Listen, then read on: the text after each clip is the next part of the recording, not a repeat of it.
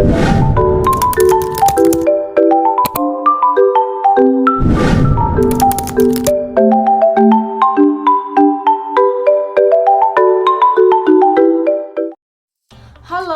Assalamualaikum warahmatullahi wabarakatuh.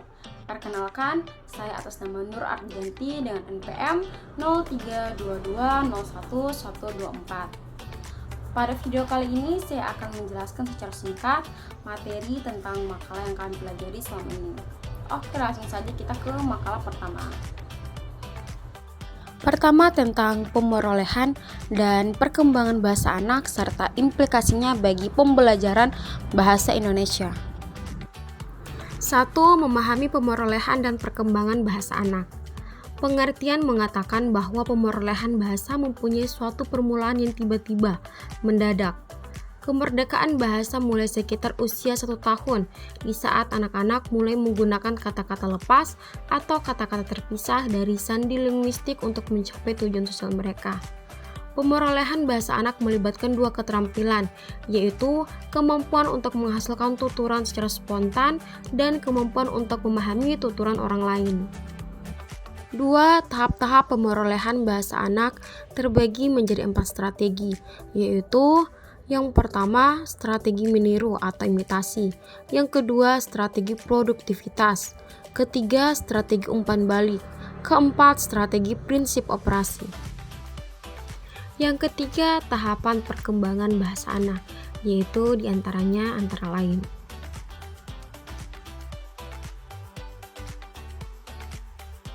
Empat, implikasi pemerolehan dan perkembangan bahasa anak bagi pembelajaran bahasa Indonesia. A. Kurikulum berbasis anak. Pembelajaran bahasa Indonesia harus disesuaikan dengan tahap perkembangan dan kebutuhan anak. B. Pembelajaran interaktif. Anak-anak belajar bahasa melalui interaksi dan pengalaman langsung, bukan hanya teori. C. Penguatan literasi. Aktivitas membaca dan menulis harus diberikan sejak dini untuk membangun fondasi literasi yang kuat. D. Peran orang tua. Orang tua memiliki peran penting dalam mendukung perkembangan bahasa anak di rumah. Materi kedua tentang pendekatan, metode, teknik, dan model pembelajaran di SD. A. Pendekatan pembelajaran. Dalam pembelajaran bahasa, dikenal beberapa pendekatan yang dapat diterapkan antara lain. Ada 10 macam pendekatan. Dalam setiap pendekatan menerapkan asumsi tertentu dalam pembelajarannya. B. Metode pembelajaran bahasa Indonesia. Metode diartikan sebagai sebuah prosedur yang telah ditetapkan untuk mencapai tujuan. Macam-macam metode pembelajaran bahasa, yaitu ada 20 macam metode pembelajaran. C. Teknik pembelajaran bahasa Indonesia. Teknik adalah aktivitas tertentu yang diterapkan di dalam kelas yang sesuai dengan metode dan sesuai pula dengan pendekatan. Teknik bersifat implementasional, sebab teknik merupakan implementasi perencanaan pengajaran di depan kelas atau aplikasi dari metode di dalam pembelajaran. Adapun beberapa tekniknya antara lain yang pertama, teknik pembelajaran menyimak. Kedua, teknik pembelajaran berbicara. Ketiga, teknik pembelajaran membaca. Dan yang keempat, teknik pembelajaran menulis. D. Model pembelajaran bahasa Indonesia. Dalam pembelajaran bahasa Indonesia di sekolah dasar, tujuan pembelajaran terkandung pada 4 keterampilan berbahasa, yaitu menyimak, membaca, menulis, dan berbicara. Setiap keterampilan memiliki hubungan yang saling berkaitan dan tidak dapat dipisahkan. Adapun beberapa model pembelajaran antara lain yaitu ada 7 model pembelajaran. Materi ketiga tentang konsep dasar membaca permulaan dengan metode bunyi, eja, KRSK, global, dan SAS. A. Macam-macam metode membaca permulaan. Dalam dunia pengajaran, metode adalah rencana penyajian bahan yang menyeluruh dengan urutan sistematis berdasarkan pendekatan tertentu. Jadi, metode merupakan cara melaksanakan pekerjaan, sedangkan pendekatan bersifat filosofis atau aksioma. Macam-macam metode yaitu antara lain yang pertama metode eja atau bunyi, kedua metode suku kata, ketiga metode kalimat, dan yang keempat metode SAS. 1. Metode eja atau bunyi. Pengertian metode EJA adalah belajar membaca yang dimulai dari mengeja huruf demi huruf. 2. Metode suku kata. KRSK yang memulai pengajaran membaca permulaan dengan menyajikan kata-kata yang sudah dirangkai menjadi suku kata. Kemudian, suku-suku kata itu dirangkai menjadi kata yang terakhir. Ketiga, metode kalimat. Depdiknas mendefinisikan bahwa metode global adalah cara belajar membaca kalimat secara utuh. Metode global ini didasarkan pada pendekatan kalimat. Keempat, metode SAS adalah metode yang disediakan untuk belajar membaca dan menulis permulaan di kelas permulaan SD. Materi keempat tentang konsep dasar menulis permulaan dengan model Basic Writing, Guided Writing, dan SKP. Basic Writing atau menulis bebas. Konsep dasar, anak diberi kebebasan untuk menulis apapun yang mereka inginkan, tanpa batasan struktur atau aturan tata bahasa. Fokus utamanya adalah untuk membangun rasa percaya diri dan minat anak dalam menulis. Aktivitasnya antara lain menulis jurnal harian, menggambar dan menulis cerita tentang gambar, membuat daftar kata-kata, dan lain sebagainya. Kelebihan yang pertama, membantu anak mengembangkan imajinasi dan kreativitas.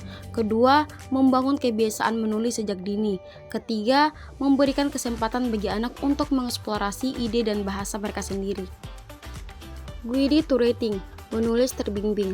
Konsep dasar, guru memberikan bimbingan dan dukungan kepada anak selama proses menulis, dengan fokus pada pengembangan keterampilan menulis tertentu, seperti struktur kalimat, kosakata, dan tanda baca.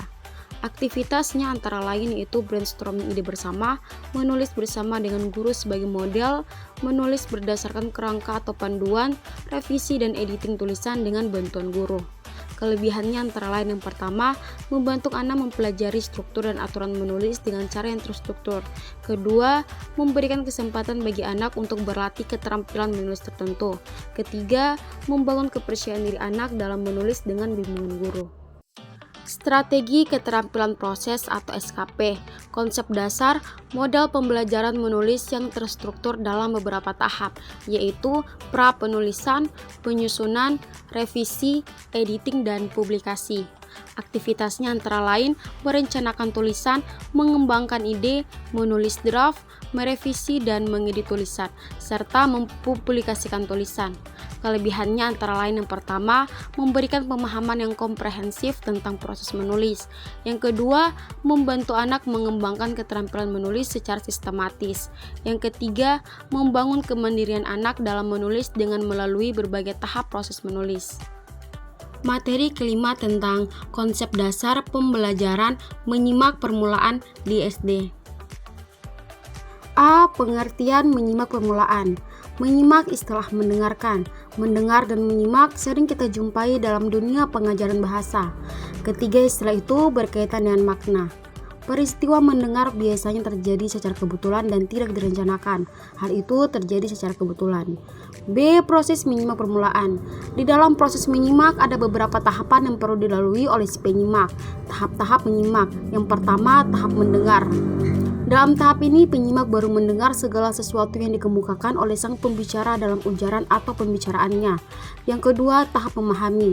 Setelah mendengar, ada keinginan penyimak untuk mengerti atau memahami dengan baik isi pembicaraan yang disampaikan oleh si pembicara.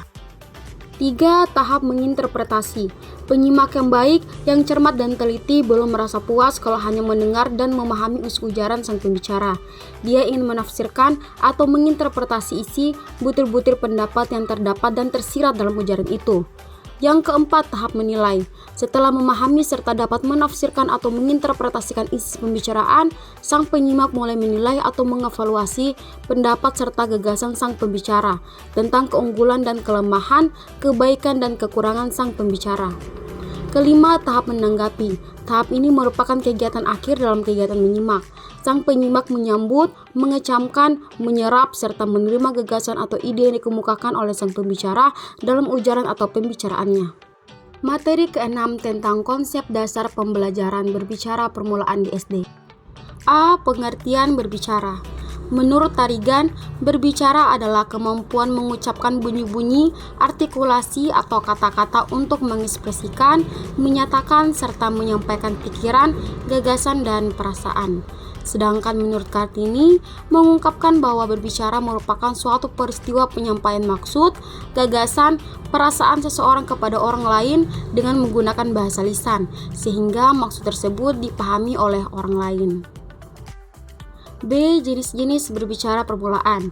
Ada beberapa jenis berbicara secara umum, yaitu yang pertama, berbicara berdasarkan tujuan, yang kedua, berbicara berdasarkan situasinya, dan yang ketiga, berbicara berdasarkan cara penyampaiannya. C. Metode pembelajaran berbicara. Metode-metode yang dapat diterapkan dalam pembelajaran berbicara ada 10 macam metode pembelajaran.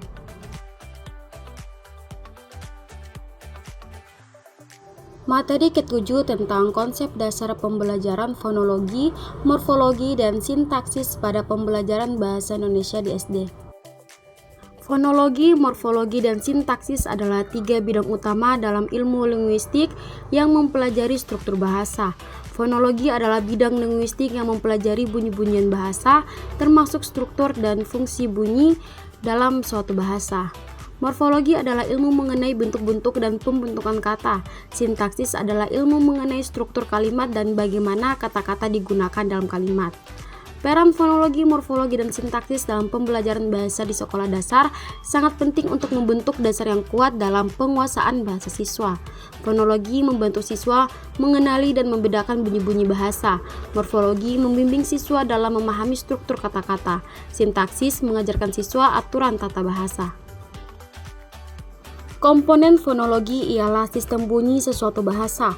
Komponen fonologi ini mempunyai rumus-rumus yang disebut rumus-rumus fonologi, yang menukar struktur permukaan sintaksis kepada representasi fonetik, yaitu bunyi-bunyi bahasa yang kita dengar. Komponen morfologi melibatkan beberapa unsur penting, yaitu bentuk dasar, alat pembentuk, dan makna gramatikal. Morfologi berperan penting dalam membentuk kata dan mempengaruhi makna kata berdasarkan konteks, penggunaan, dan makna leksikal. Komponen-komponen sintaksis dalam bahasa Indonesia meliputi subjek, predikat, objek, ketirangan, dan pelengkap. Sintaksis membantu siswa untuk memahami struktur kalimat dalam bahasa Indonesia. Materi ke-8 tentang pembelajaran bahasa dan sastra Indonesia terpadu. Pembelajaran bahasa dan sastra Indonesia terpadu adalah pendekatan pembelajaran yang mengintegrasikan keterampilan berbahasa dengan pemahaman sastra Indonesia. Tujuannya adalah agar siswa dapat mengembangkan kemampuan berbahasa Indonesia dengan baik, mampu mengapresiasi karya sastra Indonesia, dan memiliki pemahaman yang lebih mendalam tentang kekayaan budaya dan sastra Indonesia. Pembelajaran ini dilakukan melalui metode pembelajaran aktif dan interaktif, seperti diskusi, analisis teks sastra, penulisan kreatif, dan permainan bahasa, untuk meningkatkan keterlibatan siswa dalam proses pembelajaran dan minat belajar mereka terhadap bahasa dan sastra Indonesia. Materi ke-9 tentang penilaian otentik dalam pembelajaran bahasa dan sastra di SD. A. Pengertian penilaian otentik. Penilaian otentik adalah suatu bentuk penilaian di mana siswa menunjukkan penerapan pengetahuan dan keterampilan yang bermakna dengan melakukan tugas-tugas dunia nyata.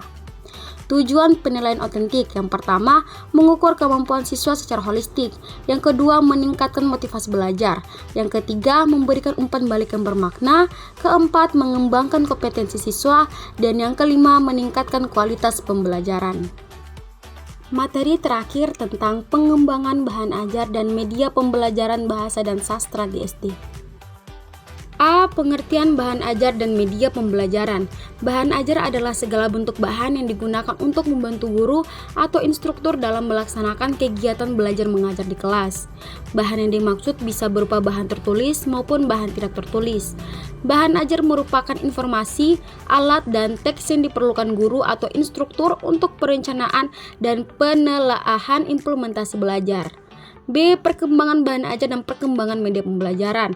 Yang pertama, perkembangan bahan ajar terdiri atas buku teks dan modul pembelajaran, lembar kerja siswa, dan literatur anak. Yang kedua, perkembangan media pembelajaran terdiri atas media visual, media audiovisual, media digital dan interaktif. Yang terakhir, media berbasis game. C. Manfaat perkembangan bahan ajar dan media pembelajaran. Yang pertama, dapat meningkatkan motivasi belajar. Yang kedua, mempermudah pemahaman. Yang ketiga, meningkatkan keterlibatan siswa. Dan yang keempat, akses materi yang lebih luas. D. Langkah-langkah pengembangan bahan ajar. Yang pertama, analisis. Kedua, perancangan. Ketiga, pengembangan. Dan yang keempat, evaluasi dan revisi. Halo, jadi itu tadi pemaparan singkat dari saya. Sekian dan terima kasih. Billahi taufiq wal hidayah. Wassalamualaikum warahmatullahi wabarakatuh.